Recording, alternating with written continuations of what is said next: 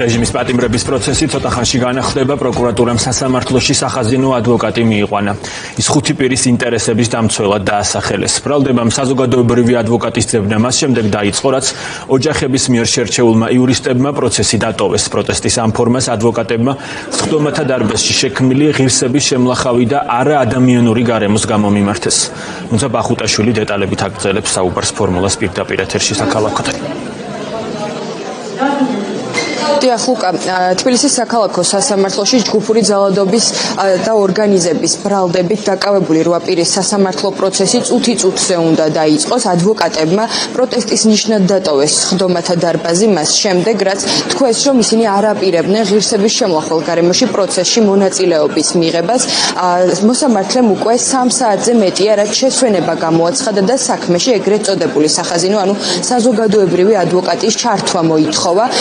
როგორც ჩვენთვის არის ცნობილი, 2 ადვოკატი დაიცავს 5 სავალდებულო დაცვას დაქვემდებარებული პირის ინტერესებს. ეს პირები არიან 21 წლამდე მიღწეული პირები და ასევე ერთი ქართული ენის არ მცოდნე პირი.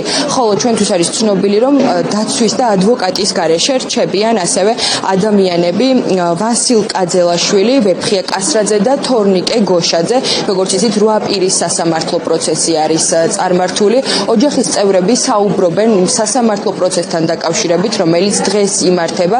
მათი შეფასებით მოსამართლე გაჯიუტებული არის თავის გადაწყვეტილებაში და მიუხედავად იმისა, რომ სამართლებრივად მას აქვს ვადები, 72 საათიანი ვადა იმისათვის, რომ არ ჩაატაროს სასამართლო პროცესი დღეს და ნორმალურ გარემოში დიდ სხდომათა დარბაზში წარიმართოს პროცესი, ის მაინც გადაწყვეტს, რომ მიიღოს მონაწილეობა სახაზინო საზოგადოებრივმა ადვოკატმა პროცესში და ასე ამგვარად წარიმართოს პროცესები. პრობლემური არის ასევე ისიც, რომ საქმეში არსებობს 8 ტომი საქმის მასალებისა და მტკიცებულებებისა, რომელსაც უნდა გაეცნონ საზოგადოებრივი ადვოკატები, ამისთვის კი მათ 9 საათზე ნაკლები დრო აქვთ. მოცემულ შემთხვევაში მოსამართლე არის ბავშვივით გაჯიუტებულია და ნებისმიერ დასაბუთებულ შუამდგომლობას იურიდიულად სამართლებრივად დასაბუთებულ შუამდგომლობას უბრალოდ არ აკმაყოფილებს. დავალება აქვს და ამ დავალებას პირნათლად ასრულებს. მისგან რაიმე სამართლიანი გადაწყვეტილების მიღებაზე საუბარი და მოლოდინი არის აბსოლუტურად უსაფუძვლო. აბუჩად იგდებენ ზოგადად ადამიანებს, აბუჩად იგდებენ პატიმრების ნათესავებს, ახლობლებს და საერთოდ ზოგადად საზოგადოებას უყურებენ ისე როგორც დაბალ ღობეს და დაბალ ფენას. რეალურად ესენი არიან გამოწვრთნილი მონები და მეჭება, რომ საერთოდ რამეში მაინც ხედავდნენ არს, გარდა იმისა, რომ თავის ინტერესები დაიცვან.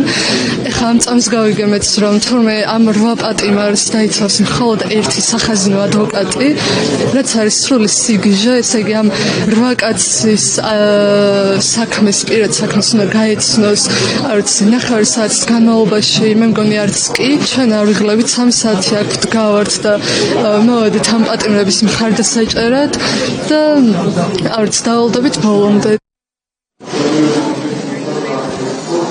სასამართლო პროცესი ჯერ კიდევ არ განახლებულა, როგორც უკვე გითხარით, 3 საათზე მეტია. მოსამართლე ირაკლი ხუსკივაძე ელოდება, რომ იმსჯელოს როგორ განაახლებს პროცესს და რა ფორმით ჩაერთვებიან საზოგადოებრივი ადვოკატები ამ საქმეში. ასევე მნიშვნელოვანი არის შეფასებები, რომელიც მოვისმინეთ ოჯახის წევრების განცხადებით, რეჟიმის ტყვეების ოჯახის წევრების განცხადებით. მოსამართლემ დარბაზის შეცვლის გადაწყვეტილებაც კი ვერ მიიღო დამოუკიდებლად. შესაბამისად, ეს პროცესი არანაირ კავშირში არ არის სამართალთან და მისი გადაწყვეტილება ისედაც უკვე არის ცნობილი.